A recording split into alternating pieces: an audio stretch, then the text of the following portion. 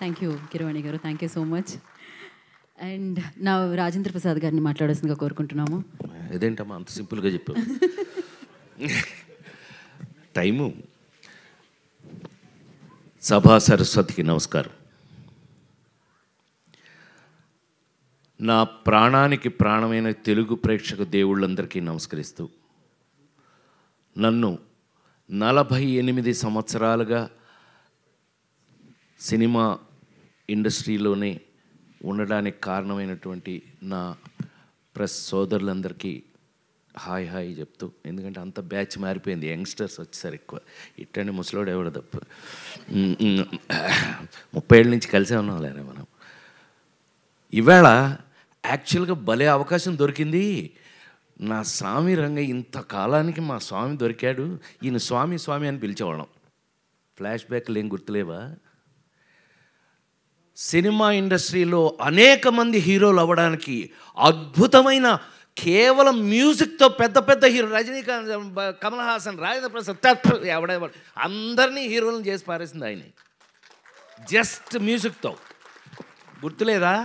నా first heroine cinema ఆడకపోయినా ఈనాటికి మర్చిపోలేని గోపెమ్మ చేతిలో గోరు ముద్ద, రాధమ్మ చేతిలో వెన్న ముద్ద, రామోజీ ఫిల్మ్ సిటీ వారు తయారు చేసిన దాంట్లో నేను హీరోగా యాక్ట్ చేశాను. కానీ ఆ పాటలు అజరామరం. సరే, ఆయన కోపం వచ్చింది. ఏంట్రా నేను ఇంత కష్టపడి చేస్తే ఈ సినిమా సరిగ్గా ఆడలేదంటారా? నెక్స్ట్ ఏం సినిమా చేశాను చెప్పండి, దమ్ముంటే చెప్పండి. Thank you very much. ఇంకెవరు లేడీ ఏంటారు అనుకున్నా, అంత కుర్రలేనేమో అనుకున్నా. Ladies tailor. నా జన్మలో ఈ రోజున వారి ముందు చెప్తున్నాను నేను, నాకు అవకాశం దొరికింది అందుకని చెప్తున్నా. ఈ అవకాశం ఆయనతో రాదు మాకెప్పుడు. కానీ వాళ్ళు చెప్తున్నా, సార్ ప్రేమించి పెళ్ళాడు సినిమా తర్వాత ఆత్మహత్య చేసుకుందాం అనుకున్న నేను, అంతకుముందు డబ్బింగ్లు చెప్పేవాడిని, డబ్బులు వచ్చాయి, డబ్బింగ్ డబ్బులతో మద్రాసులో ఇల్లు కట్టే. యాక్టింగు ఆ సినిమా అంతగా ఆడకపోవటం వల్ల హీరో అయ్యి ఏమీ కలగపోయింది. అంటే do or die. Ladies tailor cinema కనుక ఆడకపోతే దండేసి దండం పెట్టేవాళ్ళు ఇప్పటికి. సో రాజేంద్ర ప్రసాద్ లేడు. లేడీస్ టైలర్ సినిమా ఒకే ఒక ఎక్స్పీరియన్స్ చెప్పేసి ఆపేస్తాను. Sorry, I'll take another 3-4 minutes.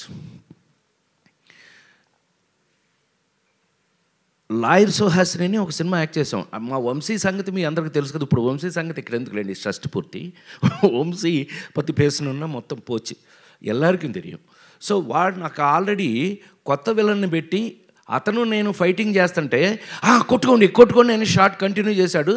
వాడు ఎరగొట్టి నన్ను సైకిల్ మధ్యలో కాలేసి తొక్కేసి కాలు ఇరిగిపోయింది, ఫ్రాక్చరు. అయితే వంశీ వచ్చాడు మా ఇంటికి.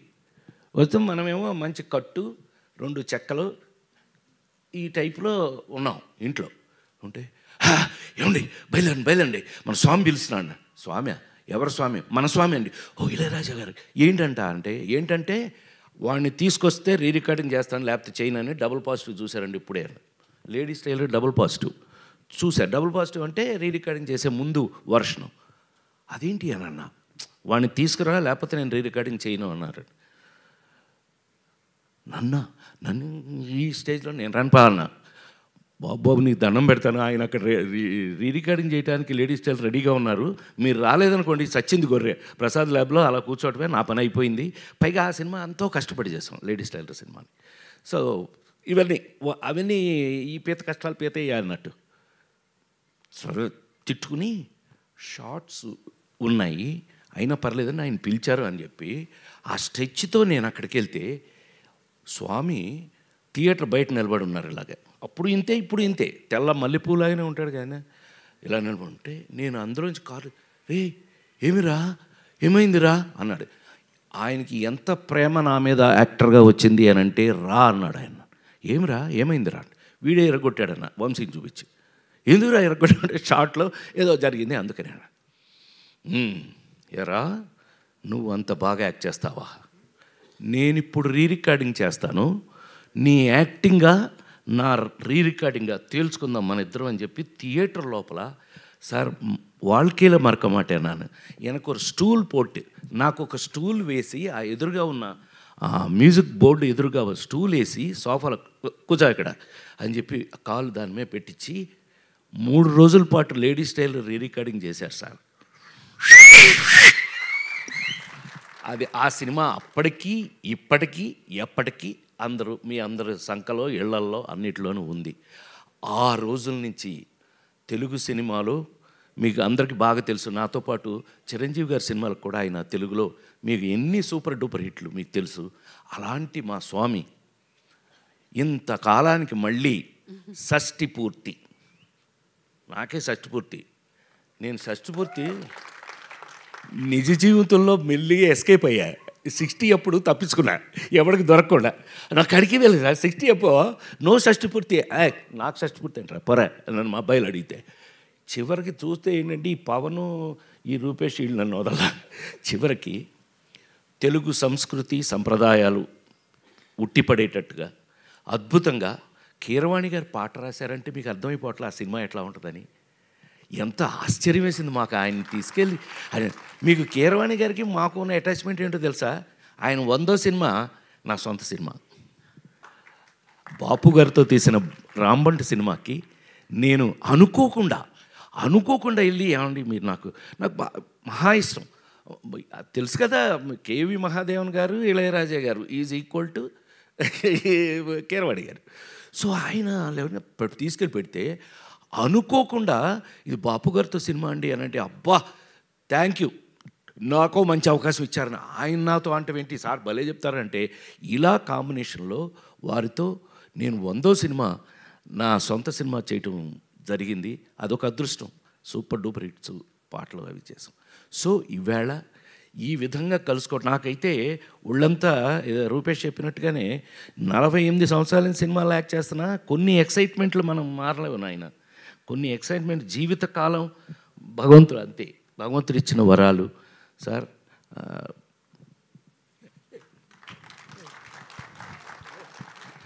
నిజంగా ఆయన ఎంత బాగా నా సినిమా అనేటప్పటికల్లా చెట్టు కింద ప్రేటర్లు మీరు ఎన్నో చూశారు, ఇంకా నేను ఇప్పుడు దాని గురించి చెప్పాల్సిన అవసరం లేదు. అలాంటిది ఇంతకాలానికి షష్ఠి పూర్తి అనే ఒక చక్కటి కథతో నాలాంటి ఇంతకాలం సినిమా ఇండస్ట్రీలో మీ అందరి ఎదురుగా 40 ఏళ్ళ నుంచి కూడా 287 సినిమాలు యాక్ట్ చేసిన నన్ను ఒక షష్ఠి పూర్తిలో ఒక అద్భుతమైన పాత్రతో పవన్ చక్కగా రాసి దాన్ని అద్భుతంగా తీసి ఇవాళ హైలైట్ ఆఫ్ ఇట్. మామూలుగా దాని మీద మీకు గౌరవం వినగానే రావడానికి కారణమే అమూలందైన బొమ్మ ఇసై జ్ఞాని ఇళయరాజా. ఏమండి ఆయన పాట రాయటం నేనైతే ఆశ్చర్యపోయాను సార్. నిజంగా మీ పాట విని ఏంటి ఆయనే రాశారంటే, అరగంటలో రాశాడు మా చైతన్యకి నాకు లింక్ తెలుసు కదా, ఆ నలుగురు జన్మలో ఎవరో మర్చిపోలేని తెలుగు సినిమా. చైతన్య అదేంటి అని అంటే, అవునండి కూర్చొని రాశాడు ఆయన.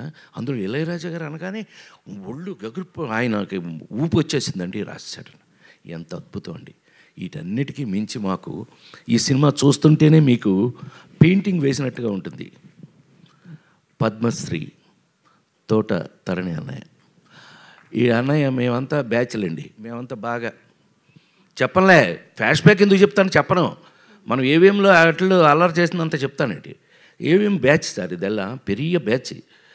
మేమంతా అన్నయ్య మంచిగా లేరారా బాబు, అంతా కలిసి ఇన్ని సంవత్సరాల నుంచి పనిచేస్తూ వాళ్ళ దగ్గర నాకున్న చనువు. ఈ సినిమా చూస్తే మీకు ఒక పెయింటింగ్ లాగా ఉంటుంది. అంత కారణం అన్నయ్య, ఆయన్ని తెచ్చుకున్నాం. ఎస్ అఫ్ కోర్స్ కెమెరా లేకపోతే నువ్వు నీ వర్క్ వాల్యూ తెలియాలంటే అక్కడే కదా. సో ఇన్ని క్వాలిటీస్తో రేపు మీకు రిలీజ్ కాబోయే ఈ సినిమా ఒక తెలుగు సినిమాకు కావలసినటువంటి అన్ని వాల్యూస్ ఉన్నాయని, అందులో మనం మిస్ కాకుండా ఇలాంటి లెజెండ్స్ని మనం పెట్టుకుని మళ్ళీ మన పాత రోజులు గుర్తు చేసుకున్నట్టుగా అనిపిస్తుంది నాకు. ఇంకా మీ ముందు పనిచేస్తున్నాను కాబట్టి నేను ఇంకా మీ అందరి ముందు కళాకారుడిగా చాలా కాలం ఉండాలంటే ఇలాంటి సినిమాల వల్లే అని మరొక్కసారి మనవి చేస్తూ, ఈ అవకాశం నాకు ఇచ్చిన ప్రతి ఒక్కరికి కూడా పేరున కృతజ్ఞతలు తెలియజేస్తూ, ఇళయరాజా గారు ఇంకా ఇంకొక 100 సినిమాలు చేయాలని నేను అనుకుంటున్నాను. ఆయన చేసేస్తారు. ఆయన అసలు మీరు ఆయన చూస్తే లోపలికి వెళ్తే, థియేటర్ లోపలికి వెళ్తే రానివ్వరు, కానీ వెళ్తే చచ్చారే, ఉచ్చబోసేయడమే మీ పని. ఇప్పటికీ అలాగే పనిచేస్తున్నారు ఆయన. కొన్ని ఎందుకని కొంతమంది అంతేనేమో, ఇంకా వాళ్ళు మనమేం మార్చలేము. వారితో ఇంకా పనిచేయటం, ఇంకా ముందు ముందు కూడా పనిచేస్తానని మరొక్కసారి నేను ఆ భగవంతుని ప్రార్థిస్తూ, ఈ అవకాశానికి డెఫినెట్గా ఈ సినిమాని మీరు చూడండి. మీకు కావలసిన మా అమ్మాయి చెప్పినట్టుగా మీకు కావలసిన అన్ని విషయాలు ఇందులో ఉన్నాయి. సెంటిమెంట్, తెలుగుతనం, తెలుగు మళ్ళీ ఒక మంచి సినిమా, తెలుగు సినిమా చూసామన్న ఫీలింగ్ మీకు కలుగుతుందని మరొక్కసారి మనవి చేస్తూ సెలవు తీసుకున్నాను. నమస్కారం. థ్యాంక్ యూ రాజేంద్ర ప్రసాద్ గారు, thank you so much. And నా ఇందాక నుంచి ఇళయరాజా గారిని చూస్తుంటే మొత్తం అన్ని